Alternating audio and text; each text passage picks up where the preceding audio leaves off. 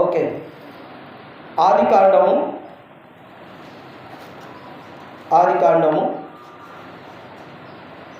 5వ అధ్యాయం ఆదికాండము 5వ అధ్యాయము 21, 24 వచనాలు. ఆదికాండము 5వ అధ్యాయం. హానోకు 60 ఏళ్ళు బ్రతికి 65 ఏళ్ళు బ్రతికి మెతూషలను కనెను. హానోకు మెతూషలను కనిన తర్వాత 300 ఏళ్ళు దేవునితో నడుచుచు కుమారులను కుమార్తెలను కనెను. హానోకు దినములన్నీ 365 ఏళ్ళు. హానోకు దేవునితో నడిచిన తర్వాత దేవుడు అతన్ని తీసుకొని పోయిన కనుక అతడు లేకపోయాడు. చిన్న ప్రార్థన చేసుకుందాం. పరిశుద్ధుడైన మా తండ్రి, మీకు స్తోత్రాలు చెల్లిస్తూ ఉన్నాము. మా జీవితంలో మీరు చేసిన మేలులను బట్టి మీకు స్తోత్రాలు. ఇదిగో నాయనా, చదవబడిన వాక్య భాగాన్ని మీరు ఆశీర్వదించండి. మీ ఆత్మకార్యాన్ని జరిగించండి.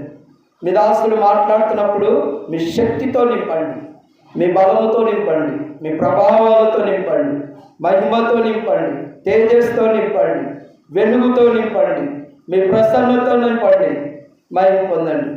చదువుకున్న వాక్య భాగంలో నుంచి ఆత్మీయ పాఠాలు మాకు నేర్పించి మహిమ పొందమని ప్రార్థన చేస్తూ, మీ దాసులు తగ్గవలసినది, మీరు హెచ్చవలసినది, మీరే దీవించమని పరిశుద్ధాత్మ కార్యాన్ని జరిగించుకోండి. మహిమ పొందండి. వాతావరణం సమస్తాన్ని మీ ఆధిపత్యానికి అప్పగిస్తూ యేసయ్య అధికారి గల నామములో సమర్పించుకుంటున్నాము తండ్రి. ఆమేన్. క్రీస్తునందు ప్రియమైన వారులారా, ప్రత్యేకించి కూడి వచ్చిన మీకందరికీ ప్రభువైన యేసు క్రీస్తు నామమున మరొకసారి నిండు వందనాలు తెలియజేస్తూ ఉన్నాను.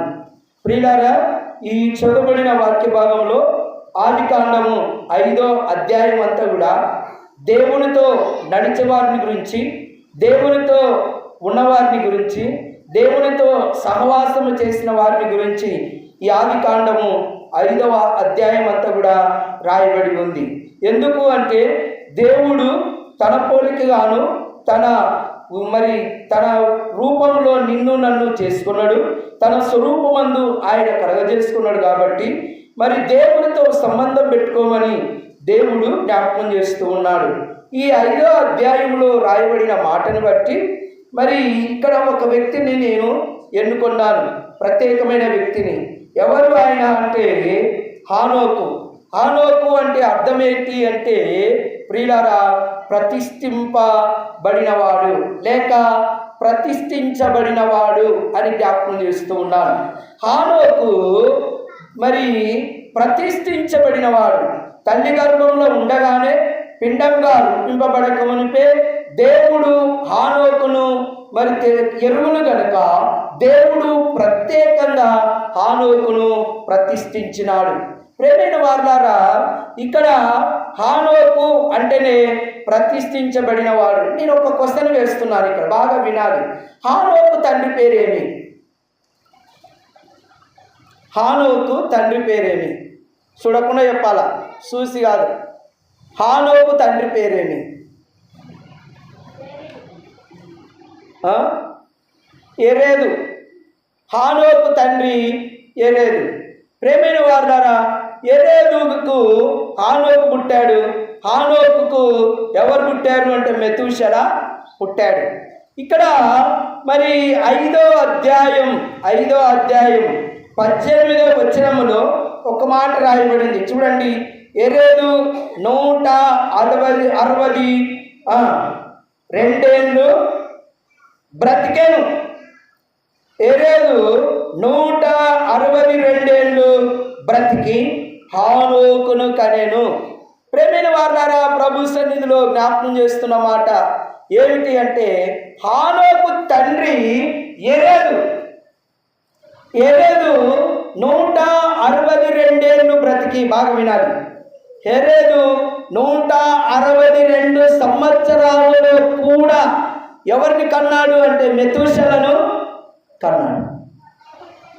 ఇక్కడ రాయబడిన మాటను బట్టి జ్ఞాపకం చేస్తున్న మాట ఏమిటి అంటే, అంతేకాదు ఎరేదుకు మరి జీవించిన కాలం ఏంటి అంటే 162 సంవత్సరాలు ఎరేదు జీవించాడు.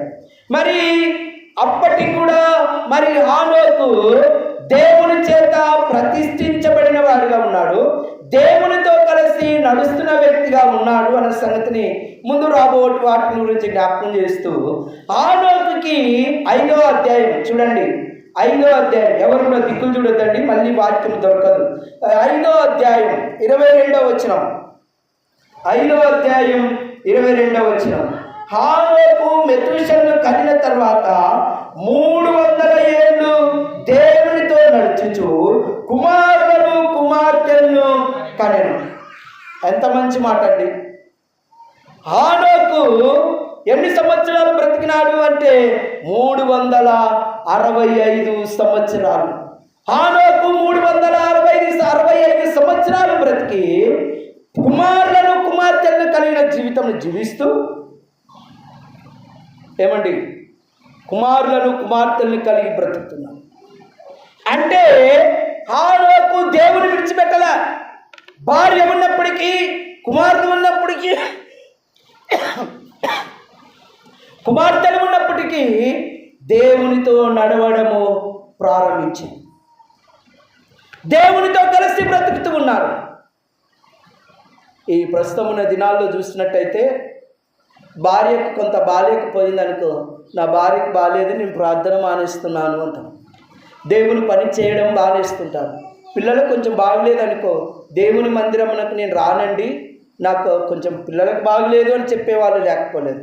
అంతేకాదు నా కుటుంబం పెద్ద కుటుంబము, పోతేనే గడుస్తుంది, నా కుటుంబంతో పాటు నేను ప్రార్థనకు మరి ఆ పనికి పోతేనే నా కుటుంబం జరుగుతుంది, మరి ఈరోజు నేను ప్రార్థన మానేస్తున్నానని చెప్పేవారు. నా కుటుంబంలో ఎన్నో పోరాటాలు ఎన్నో ఉన్నాయి, అది నాకు మాత్రమే తెలుస్తుందని చెప్పేవాళ్ళు లేకపోలేదు.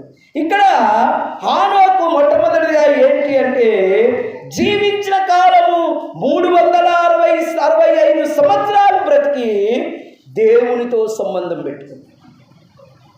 అందుకే భక్తి పరులో దేవునితో నడిచిన వారిలో మొట్టమొదటి వ్యక్తి హానోకుతో నడిచిన వ్యక్తి, దేవునితో నడిచిన. నువ్వెవరితో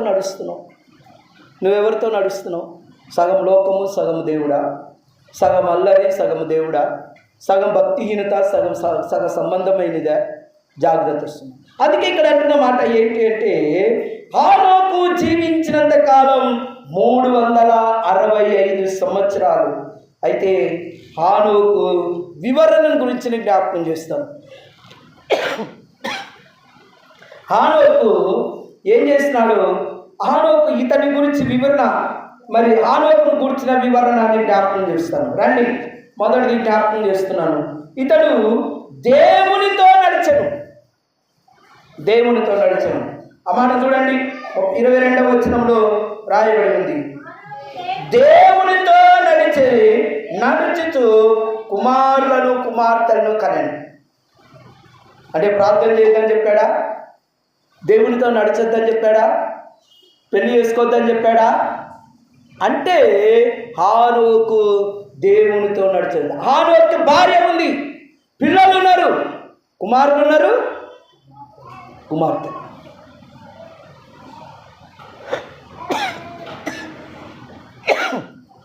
అందుకే దేవునితో నడిచిన వారు చాలా ఆశీర్వాదించబడినారు. దేవునితో నడిచిన వారు దీవించబడినారు. దేవునితో నడిచిన వారు, దేవునితో సంబంధం కలిగిన వారు, దేవుని సన్నిధిలో ఉన్నవారు. ప్రియమైన వారులారా, ప్రభు సన్నిధిలో జ్ఞాపకం చేస్తున్నమాట. మొట్టమొదటిది ఏంటి అంటే హానోకు దేవునితో నడిచింది.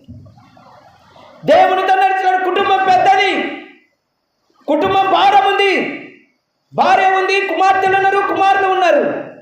అయినా ఎన్నడూ కూడా ప్రార్థన మానలేదు, ఎన్నడూ దేవుని సహవాసం మానలేదు, ఎన్నడూ దేవునితో నడవడం మానేయలేదు. మనమైతే ఒక వారం వస్తాం, ఒక వారం కనపడితే 2వ వారం కనపడం, 3వ వారం కనపడం, ఏమన్నా గద్దిస్తే ఆయన భలే మాట్లాడతారా, ఆయన చాలా మాట్లాడతారా, ఆయన ఎట్లో మాట్లాడతారా. అబ్బబ్బబ్బబ్బా, అట్ట మాట్లాడే పాస్టర్ని ఎక్కడ చూడలేదురా. జాగ్రత్త. ఏంటి అంటే హానోకు మొదటిది దేవునితో నడిచి, రెండో విషయాన్ని జ్ఞాపకం చేస్తే దేవుడు అతన్ని తీసుకొని పోయాడు. దేవునికి స్తోత్రం, హల్లెలూయా. నిన్నెవరు తీసుకోబోతున్నారు? లోక స్నేహం తీసుకోబోతుందా? సాతానుడు తీసుకొని పోతున్నాడా? దుష్టుడు తీసుకొని పోతున్నాడా? నీ క్రియలు, చెడు క్రియలు తీసుకొని పోతున్నాయా? నీ చూపులు, భయంకరమైన చూపులు ఎటుపోతున్నాయి? నీ చూపులు నిన్నెవరు తీసుకొని పోతున్నారు?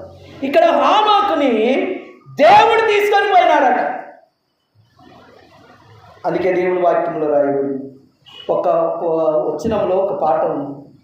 నా రూపమే మారునంట నీవు వచ్చువేళ, నిన్ను పోలి ఉంటానంట నీవు వచ్చువేళ, నా రూపమే మారునంట నీ. ఎవరు వచ్చినప్పుడు?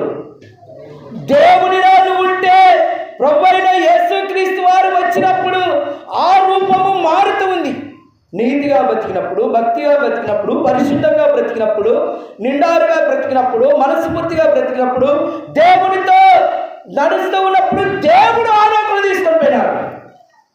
మరి నిన్ను కూడా తీసుకొని పోతాడు. నిన్ను తీసుకొని పోయే దేవుడు ఆయన, నిన్ను తీసుకొని పోతాడు. ప్రియులారా, దేవుడు తీస్తాడు. ప్రభు అంటున్నమాట, ఆర్భాటంతో, ప్రధాన దూత శబ్దంతో, దేవుడు బూరతో పరలోకము నుండి ప్రభు దిగి వచ్చును. మృతులైన వారు మొదట, క్రీస్తునందున్న వారు మొదట, ఆ మీదట సజీవులైన మీరు నిలిచి ఉంటారు. అప్పుడు తీసుకొని పోతారు. ఎప్పుడు? క్రీస్తు మీలో ఉన్నప్పుడు మాత్రం. క్రీస్తు లేకుండా మీరు ఎత్తపడదు. హానోకు మొదటిది ఏంటి అంటే దేవునితో నడిచాడు. రెండోది హానోకు దేవుడు అతను తీసుకొని పోయినాడు. నువ్వు దేవుడు తీసుకొని పోతే ఎంత ధన్యత కదా. ఒక ఆయన అంటుంది, మాకు తెలిసిన ఒక మేడానికి మరి 98 సంవత్సరాలు. ఆయన అంటున్నమాట, నిండు వృద్ధాప్యం మంది ఆ తల్లి మాట్లాడుతున్నమాట ఏంటి అంటే, దేవుడు నన్ను తీసుకుపోయి ఉంటే బాగుండే. దేవుడు ఎంత ఇసుకుపోయి ఉంటారో, ఎంత బాధపడి ఉంటారో, వారి మనసు ఎంత కష్టపడి ఉంటుందో, వారి హృదయం ఎంత ఏడ్చి ఉంటుందో. దేవుడు నన్ను తీసుకొని పోయింటే బాగుంది. ఎందుకు అంటే వారి జీవితం అంతా కూడా ఎన్ని బాధలు పడి ఉంటారు. అంటే ప్రభు దగ్గర నెమ్మది ఉందని, ప్రభు దగ్గర సమాధానం ఉందని, ప్రభు దగ్గర సంతోషం ఉందని, ప్రభుతో కలిసి నేను ఉంటాను అని చెప్పి ఆ తల్లి మాట్లాడిన మాటను బట్టి ప్రభుతో మనం సంబంధం కలిగి. ఇక్కడ కూడా హానోకు మొట్టమొదటిది ఏంటి అంటే దేవునితో నడిచినాడు. రెండోది దేవుడు అతన్ని తీసుకుని పోయినాడు. మూడోది జ్ఞాపకం చేస్తాను. మూడోది ఏంటి అంటే మరి మరణము చూడకుండా కొనుక్కోబడ్డాడు. హానోకు మరణము చూడకుండా కొనుక్కోబడ్డాడు. మరణము చూడకుండా. దేవుని వాక్యంలో రాయండి ఏంటి అంటే ఆదాముకు దేవుడు చెప్పాడు ఏమని, నీవు నిశ్చయంగా చచ్చెదవు, నువ్వు నిశ్చయంగా చచ్చెదవు, నీ బ్రతుకు దినములన్నీ మరి చెమట వచ్చి కష్టపడి పని చేసి నువ్వు బ్రతుకు అన్నాడు. చూడండి ఆదికాండం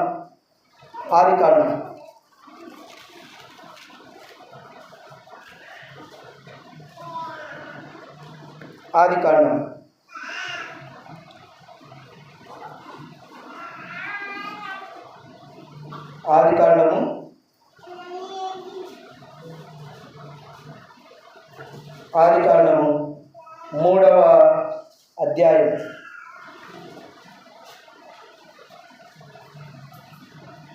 17వ వచనం. ఆయన ఆదాముతో నువ్వు నీ భార్య మాట విని తినవద్దని నేను నీకు ఆజ్ఞాపించిన వృక్ష ఫలములు తింటివి గనుక నీ నిమిత్తము నేల శపింపబడినది. ప్రయాసముతోనూ నీవు బ్రతుకు దినములని దాని పట్ట తిందువు. అది ముండ్ల తుప్పలు గచ్చ పొదలో నీవు మొలిపించును. పొలంలోని పంట తిందువు. నువ్వు నేలకు తిరిగి చేరి వరకు నీ ముఖము చెమట కాచి ఆహారం తిని ఏలైనగా నేల నుండి తీయబడితివి, నీవు మన్నేలక తిరిగి మన్నైపో. నువ్వు మన్నైపోతావు. మట్టిలో నుండి తీయబడినావు కనుక మట్టి. అందుకే మొదటిది జ్ఞాపకం చేస్తాను, హానోకు దేవునితో నడిచాడు. రెండోది దేవుడు అతన్ని తీసుకొని పోయాడు. మూడోది మరణము చూడకుండా కొనుకోబడి. మరణం చూడకుండా ఎట్ట కొనుకోబడినాడు? ఎట్టున్నాడు? భక్తి ఉంది, దేవునితో నడుస్తున్నాడు, విశ్వాసం ఉంది, ప్రార్థనా జీవితం ఉంది, ధర్మశాస్త్ర గ్రంథాన్ని పఠిస్తూ ఉన్నాడు, ధర్మశాస్త్ర గ్రంథంలో ఉన్న విషయాలని తెలుసుకున్నాడు, నీతిగా బతికినాడు. కాబట్టి హానోకును దేవుడు మరణము చూడకుండా కొనుక్కోబడ్డాడు. అంటే ఉన్నట్టు మరణం చూడకుండా బైబిల్ గ్రంథంలో ఉన్న వ్యక్తులు ఎవరైనా ఉన్నారా అంటే మొట్టమొదటి వ్యక్తి హానోకు కనబడుతున్నాడు, రెండో వ్యక్తి ఏలియా. ఏలియా మరణము చూడకుండా కొనుక్కోబడ్డాడు. ఏలియా లాంటి రోషగల భక్తి ఇంకెవరికి లేదంట. చాలా రోషగాడు ఏలియా కూడా. ఏలియా గురించి ఒక రోజు జ్ఞాపకం చేస్తాం. అందుకే మరణము చూడకుండా బ్రతుకున్నరుడు ఎవడైనా ఉన్నాడా? పాతాళ వర్షమును చూడకుండా తప్పించుకున్నవాడు ఎవడైనా ఉన్నాడు? అందుకే ప్రభు సన్నిధిలో జ్ఞాపకం చేస్తున్నమాట, మరణము పొందకుండా హానోకు దేవునితో సంబంధం పెట్టుకున్నాడు. అంటే దేవుడు మరణము చూడకనే కొనుక్కోబడ్డాడు. వాస్తవానికి మరణము అనేది ప్రతి మానవునికి వాస్తవం. అందుకే దేవుని వాక్యంలో రాయబడింది ఏమంటున్నాడంటే, నరులారా తిరిగి రండి, నరులను మంటికి మార్చుచున్నవాడవు నీవే అని చెప్పి వాక్యంలో రాయబడింది. ప్రియులారా, ప్రభు సన్నిధిలో జ్ఞాపకం చేస్తున్న మాట ఏమిటి అంటే, ఈ లోక మరణాన్ని ఎవరు తప్పించుకోలేరు. ఈ లోకంలో వాడు చిన్నవాడైనా పెద్దవాడైనా, పెళ్లి చేసుకున్నతోడైనా పెళ్ళైన వాడైనా, మరి ధనవంతుడైనా పేదవాడైనా, మరి ధనికుడైనా చదువుకున్నవాడైనా చదువులేని వాడైనా, ఎవరైనా సరే, పెద్ద కులం లేదు చిన్న కులం లేదు ఏది లేదు, అందరికీ మరణం అందరికీ సంప్రాప్తమై అందరూ ఈ లోకంలో మరణం పొందవలసిందే.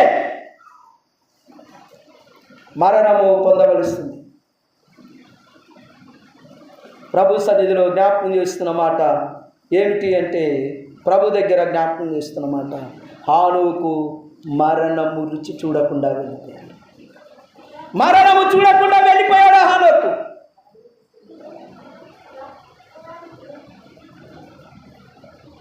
ప్రభు సన్నిధిలో జ్ఞాపకం చేస్తున్న మాట ఏమిటి అంటే, నువ్వు నేను కూడా ప్రభు సన్నిధిలో ఒక్కసారి జ్ఞాపకం చేస్తాం. దానినే దేవుని యొక్క మహిమలో దేవునితో కలిసి హానోకు వెళ్ళిపోయాడు. అంటే హానోకు భక్తి చేయడానికి మరి భార్య ఉంది, పిల్లలు ఉన్నారు, ఎంతమంది కుమారులు అనేది కాదు, కానీ కుటుంబం అంతా ఉన్నా కానీ భక్తి విడిచిపెట్టినాడు హానోకు, పరిశుద్ధతను విడిచిపెట్టినాడు హానోకు, మరి విశ్వాసాన్ని విడిచిపెట్టినాడు హానోకు, దేవునికి ఇష్టడుగా బ్రతుకుట. మరి నా గురించి ఒక ఆమె చెప్పింది, నాకు ఈయననే ఆటంకంగా ఉన్నాడు ఒక ఆమె చెప్పింది. ఏంటి అంటే, ఎవరి ఆటంకం కాదు. ప్రభు సన్నిధిలో జ్ఞాపకం చేస్తున్న మాట ఏంటి అంటే, నువ్వు భక్తి చేయడానికి, నువ్వు నీతిగా బతకడానికి, నువ్వు భక్తిగా బతకడానికి ఏంటి అంటే, ప్రభు సన్నిధిలో జ్ఞాపకం చేస్తున్న మాట ఏంటి అంటే, ఎవరు ఆటంకం కాదు. ఎవరికెవరు ఆటంకం? నీ విశ్వాసం నీదే, నీ ప్రార్థన నీదే, నీ ఆత్మీయత నీదే. ఆత్మీయ జీవితంలో హానోకు ఏం చేసినాడు అంటే, మరణము చూడకుండా కొనుక్కోబడ్డాడు. ప్రభు సన్నిధిలో జ్ఞాపకం చేస్తున్నమాట. అయితే ఇక్కడ హానోకున్న జీవితంలో ప్రభు దగ్గర ప్రార్థన చేస్తున్నమాట ఏంటి అంటే, మరి ప్రభుతో కలిసి బ్రతుకుతున్న హానోకు యొక్క జీవితంలో మరణాన్ని చూడకుండా కొనుక్కోడు. అంటే క్రీస్తు యొక్క మహిమలో హానోకున్నాడు కాబట్టి ఏంటి అంటే, ఆ మహిమ ద్వారా మరి హానోకు కొనుక్కోబడ్డాడు. మొదటిది జ్ఞాపకం చేశాను, హానోకు దేవునితో నడిచాను. రెండవది దేవుడు అతన్ని తీసుకొని పోయాను. మూడవది మరణము చూడకుండా హానోకు కొనుక్కోబడ్డాడు. నాలుగోది చెప్పి నేను ముందుకు వెళ్ళిపోతాను. నాలుగోది ఏంటి అంటే, అతడు దేవునికి ఇష్టుడై ఉండెను. దేవునికి ఇష్టుడై ఉండెను. హెబ్రీయులకు రాసిన పత్రిక 11వ అధ్యాయం 5వ వచనం చూడండి. హెబ్రీయులకు రాసిన పత్రిక 11వ అధ్యాయం 5వ వచనం. హెబ్రీయులకు రాసిన పత్రిక 11వ అధ్యాయం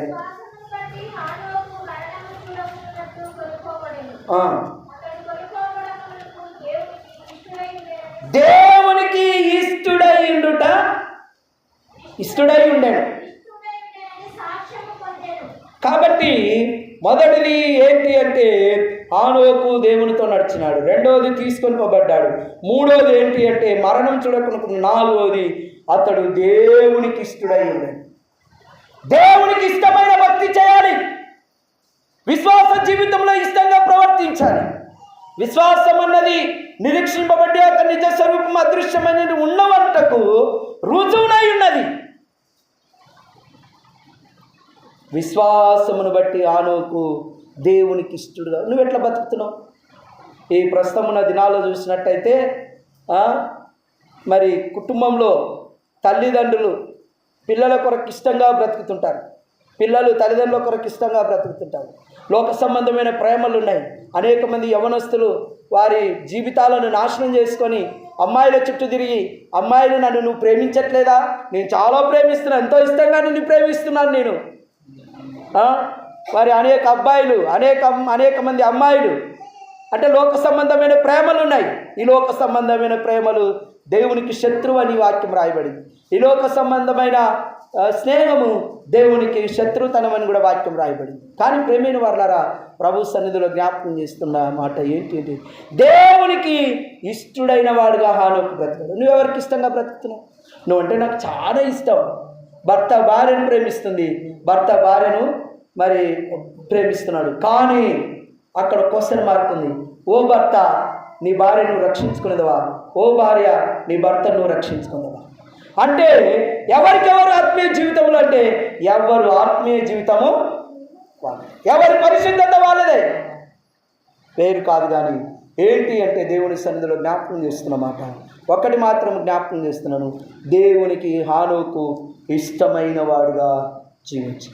నువ్వు దేవునికి ఇష్టమైన వ్యక్తిగా ఉన్నవాడు ప్రశ్న వేసుకో. ఎంత ఇష్టంగా బ్రతుకుతున్నావు దేవునికి?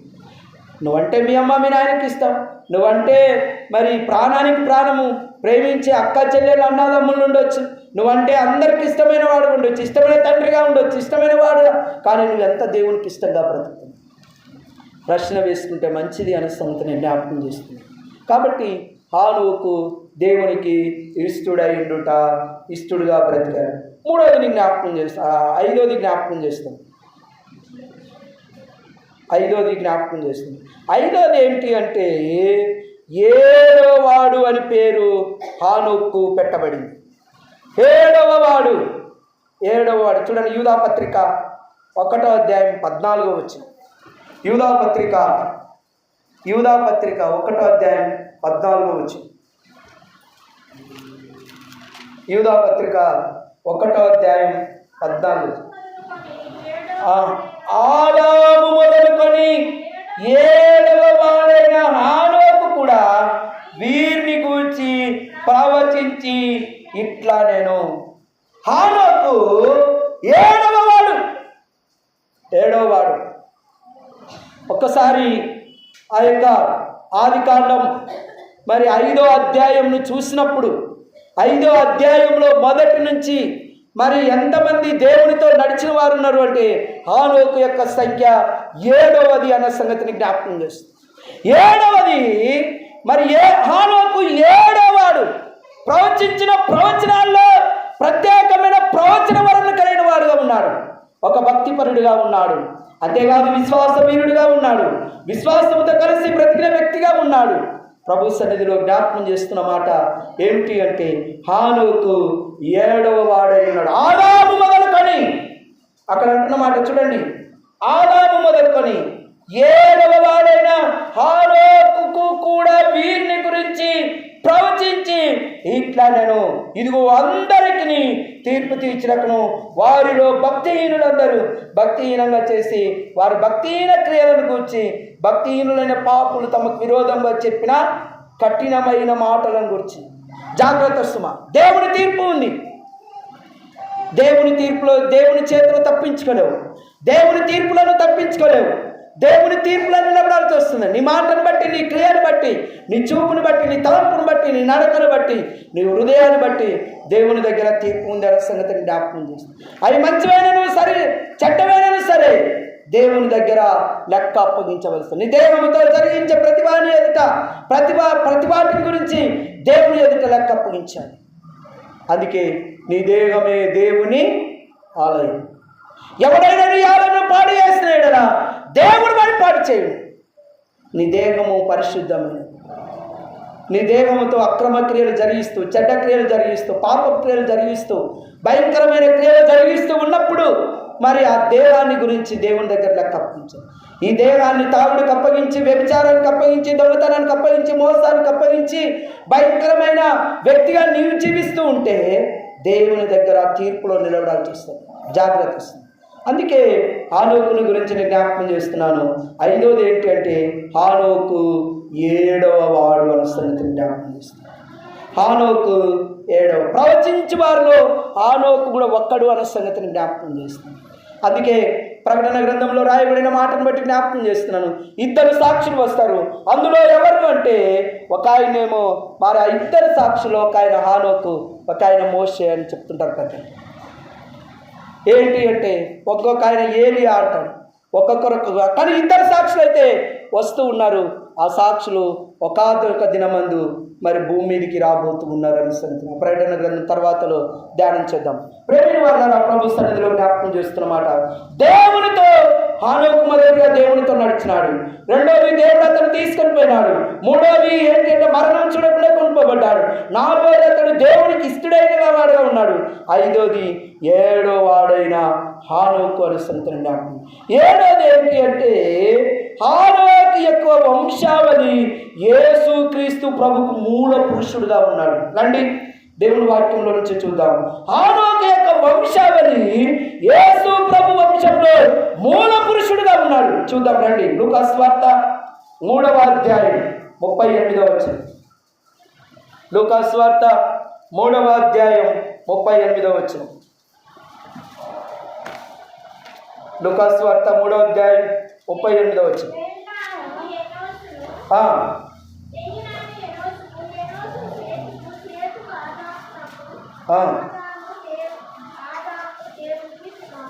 కాబట్టి ఇక్కడ 37వ వచనం కూడా చదువుతున్నాను చూడండి.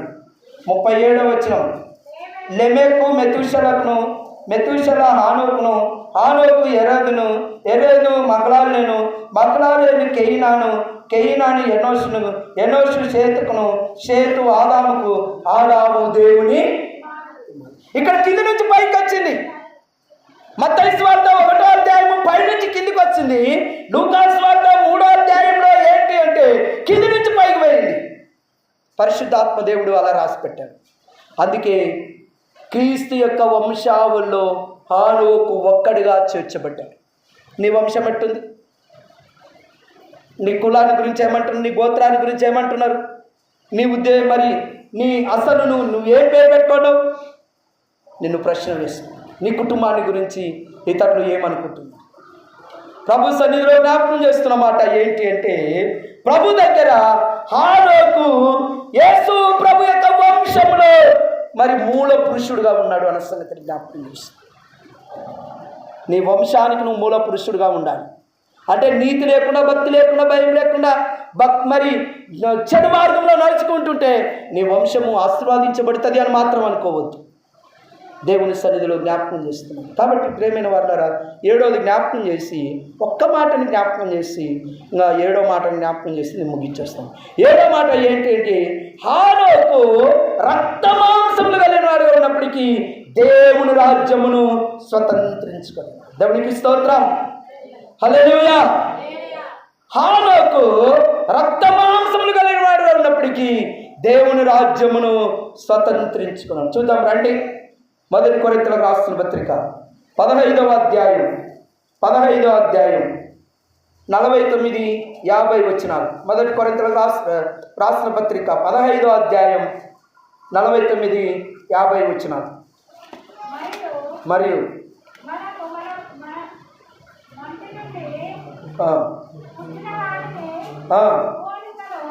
మరియు మనము మంటి నుండి పుట్టిన వారిని పోలికను ధరించిన ప్రకారము పరలోక సంబంధిన పోలిక ఉందుము. పోలిక ధరింతుము అన్నాడు.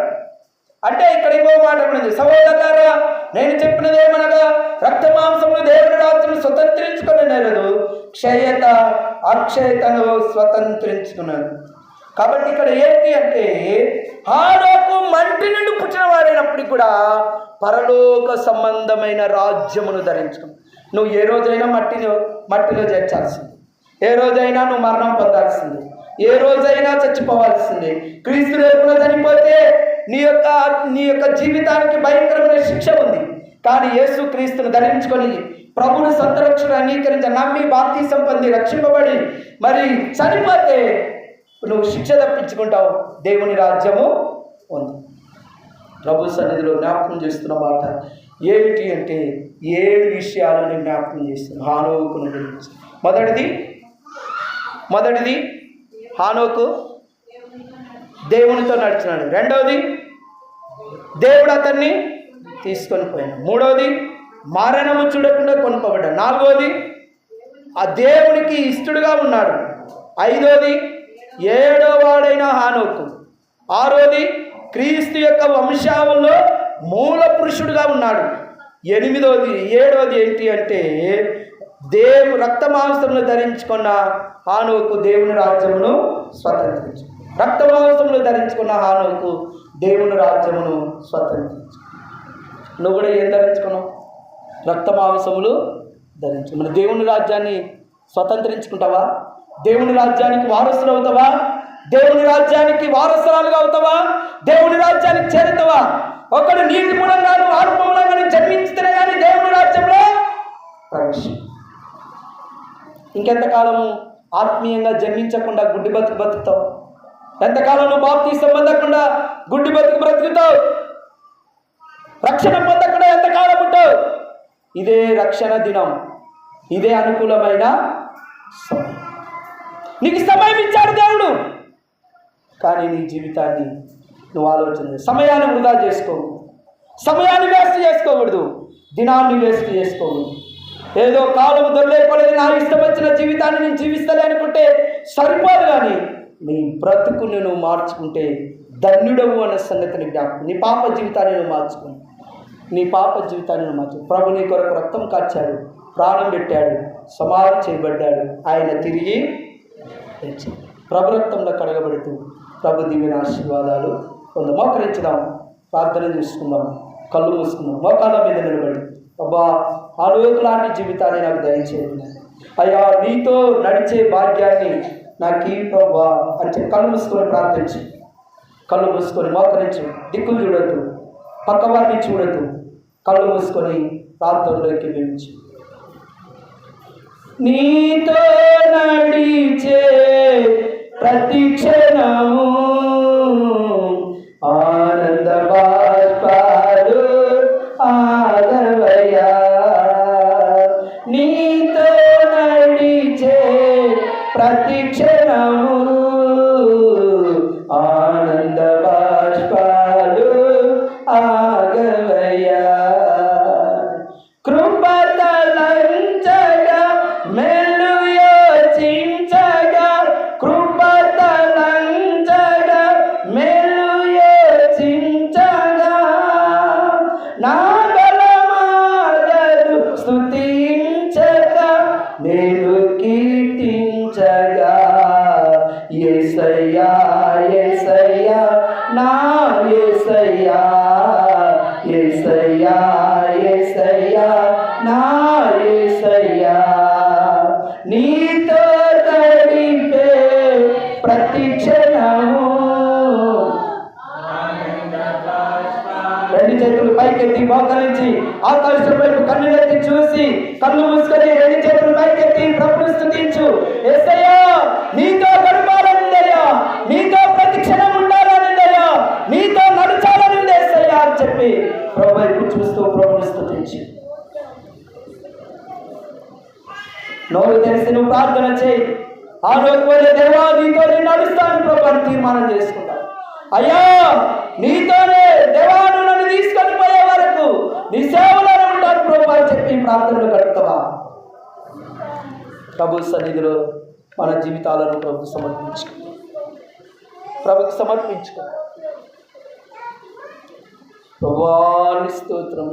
అయ్యా నా వంశాన్ని వర్ధిల్ల చేయండి నాయన. హానోకు వంశాన్ని వర్ధిల్ల చేస్తారు ప్రభువా. హానోకు వంశాన్ని దీవించారు ప్రభువా. అయ్యా నీ పరిచర్యలో మీరు కూడా ముందు కొనసాగడానికి సహాయం చేయండి ప్రభువా అని చెప్పి ప్రభు సన్నిధిలో కన్నీరు కారుస్తావా?